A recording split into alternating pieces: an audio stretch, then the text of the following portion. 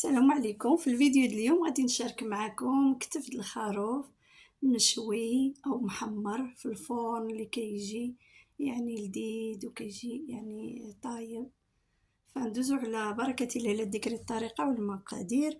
المهم هنايا عندي كتف د الخروف مع جزء من العنقره وشويه ديال الضلوع، المهم على حساب المتوفر عندكم. المهم كيكون ناشف. المهم هنا غادي ندوزو للتوابل اللي غادي نستعملو. عندي ملعقه صغيره غير مملوءه بالخرقوم، نفس الملعقه ديال التحميره او البابريكا، نصف ملعقه صغيره د السمن، ملعقه كبيره ديال الزبده، ملعقه صغيره ديال الابزار، ملعقه صغيره ديال الملح، 3 د الفصوص ديال الثومه اللي قسمتهم من النص.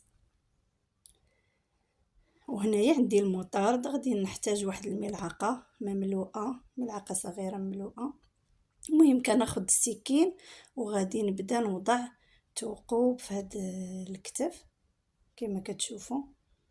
المهم ضروري ما نقوموا بهذه العمليه.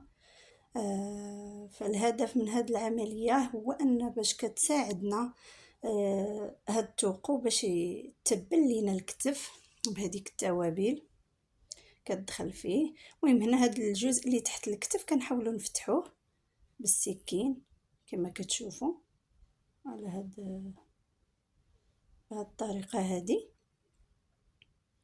المهم كنستمر بوضع ثقوب في الكتف باش دغيا كيطيب وباش كيتبل لينا بهذوك التوابل.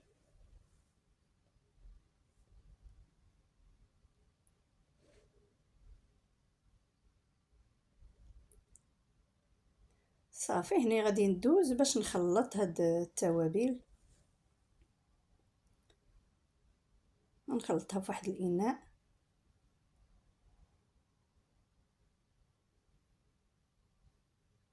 الزبده تكون بدرجه حراره المطبخ،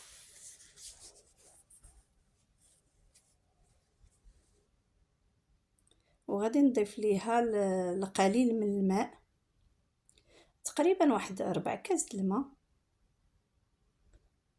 انا غادي نضيف المطارد، قلت لكم واحد الملعقه صغيره مملوءه ديال المطارد، ربع كاس ديال الماء، 4 كاس الماء. وغادي نخلط بيدي هاد التوابل كامله. هنايا الا عندكم ازير يعني راه كاين السم حتى هو الكتف ديال الخروف، فمن المستحسن تستعملوه. غادي نحيد العلاقه باش نضيف واحد الكميه. هذا ازير.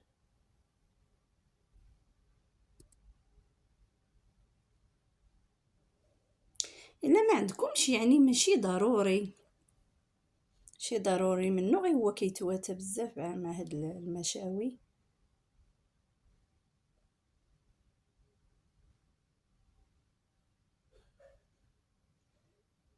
المهم كنخلطو مزيان، والزبده ضروري ما تكون بدرجه حراره المطبخ.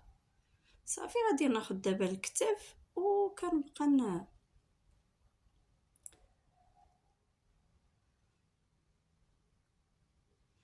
هنا خديت دوك الانصاف ديال الثومه قلت لكم 3 ديال هذوك ديال الثومه، الفصوص الثومه قسمتهم من النص.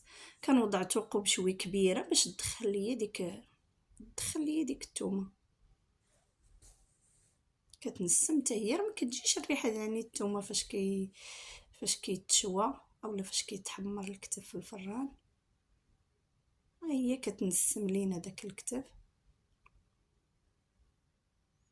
المهم كنحاول ندخلهم، نوضع فتحات شوي كبيره وندخلهم لداخل.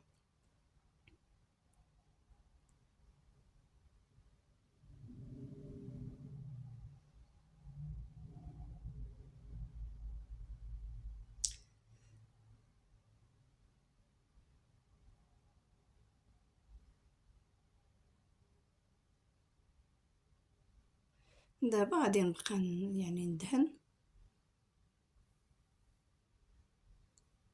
الكتف، كدهنوه مزيان بهذيك الخلطة اللي صايبنا. عندكم حتى الزعفران شعرة راك تضيفوه في الماء، تا هو كيعطي واحد اللون زوين لهذا. انا ما متوفرش عندي.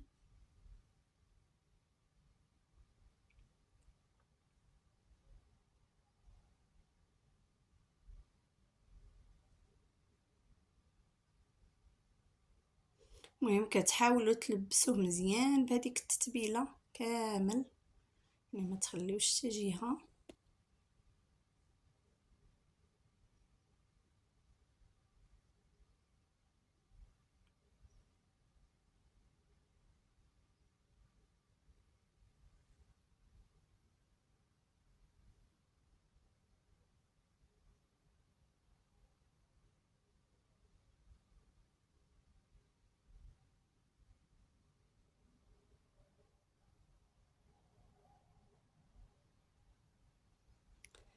صافي هنا غادي نغسل يدي وغادي نغطيه بال بالفيلم اليمونتير، وغادي نخليه غادي نغطيه وغادي نخليه يعني واحد الساعة ولا ليلة كاملة على حسب الوقت اللي عندكم.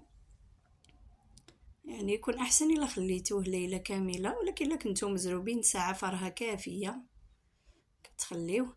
هنا خديت واحد الصينية فرشت فيها ورق الالومنيوم هو الاول، ووضعت ورق الزبدة، وحطيت ورق الغار فوق الكتيف حتى هي راه كتنسم لينا هذا الشواء ديالنا.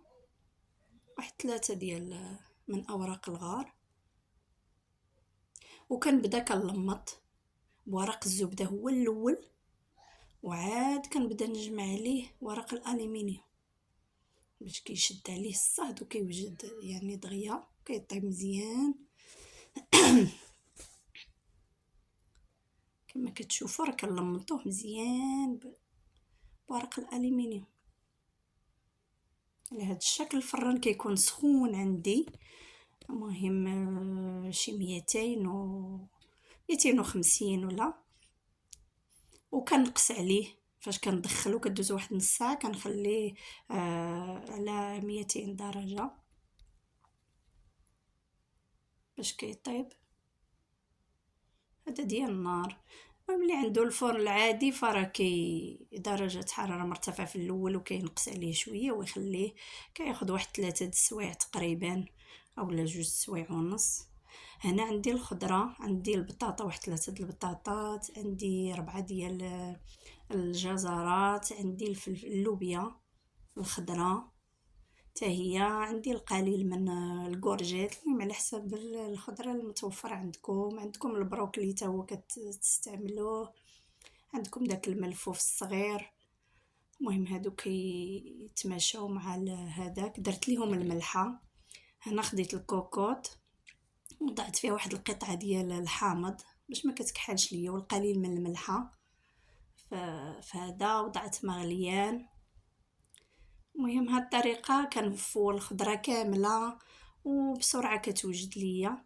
غادي نسد الطنجره وغادي نخلي على ما يعني تبدا هذيك الصفاره تدور 5 ديال الدقائق صافي كنطفي كيكونوا واجدين. هنا كناخذ واحد المقلاة غادي نوضع فيها القليل من زيت الزيتون باش غنشحر هذوك الخضره، راس ملعقه ديال الثومه، القليل من القزبر والمعدنوس.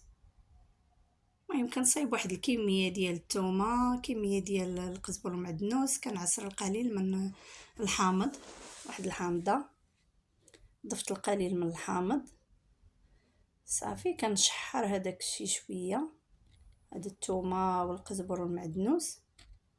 الملحه كتضيفوا يعني القليل من الملحه ولا ما تضيفوهاش لحقاش راه درناها مع الخضره في الاول فاش بغينا المهم غير القليل حتى ما تضيفوش الملحه بزاف، راه درناها في الاول مع الخضره.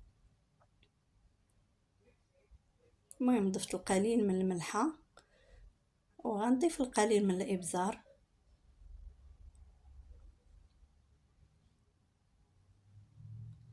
هنايا غادي نضيف اللوبيا ايوا ما تحركوش بالملعقه في هذه المرحله باش ما تعجنش لكم هذيك الخضره. كنحركو غير بالمقلاة بحال هذا الشكل. المهم كنحيد الربيع من الجوانب.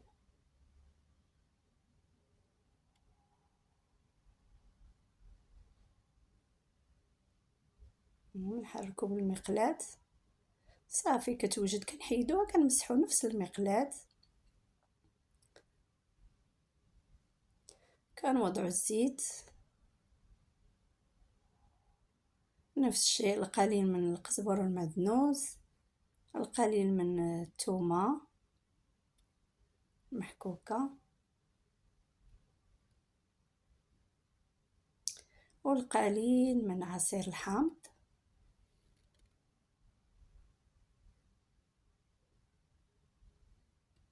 صافي كنخليها غير كتطلق شويه الثومه تحيي نقص منها الجهد ديالها. القليل من الملح، ما تضيفوش الملح بزاف.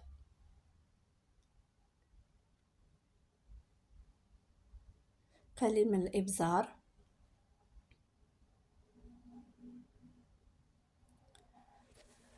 وغادي نضيف هنايا الكمون،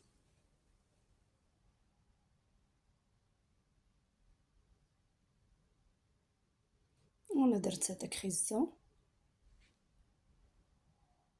كنبداو كنحركو غير بالمقلاة كما كتشوفوا باش ما تخسرش لينا الخضره.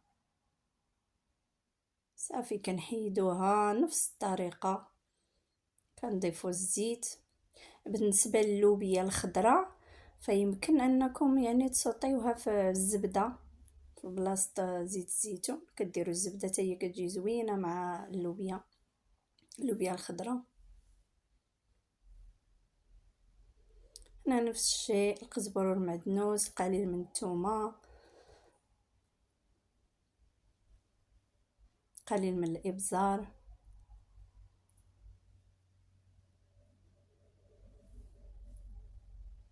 شويه الملحه.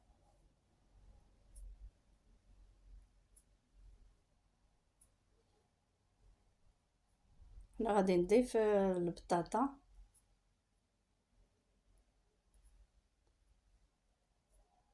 صافي كنبقى نشحر على هذا الشكل. كتشحر ليا مزيان. صافي هنايا بعد مرور واحد تقريبا 3 ديال السوايع كما كتشوفوا باش تعرفوا يعني الكتف راه وجد ليكم، هذوك العظم كيخرجوا من بلاصتهم. اللحم يعني كيتحيد على كيبدا يتحيد على العظم كتعرفوا صافي راه طايب. هنا كناخذ هذاك المرق كنبقى نخويه من الفوق عليه، وغادي نشعل عليه غير من الفوق وكندخلو للفران باش كيتحمر. هنايا الخروف بعد ما الكتف عفوا بعد ما وجد كنزينو بالخضره. بالنسبه للكورجيط راني ما كنشحرهاش في المقلاة لحقاش غادي تخسر، كنعصر عليها غير شويه ديال الحامض. صافي وزيدت بالخضر فراه كيجي طبق رائع. اللحم كيجي طايب ومع السلامه.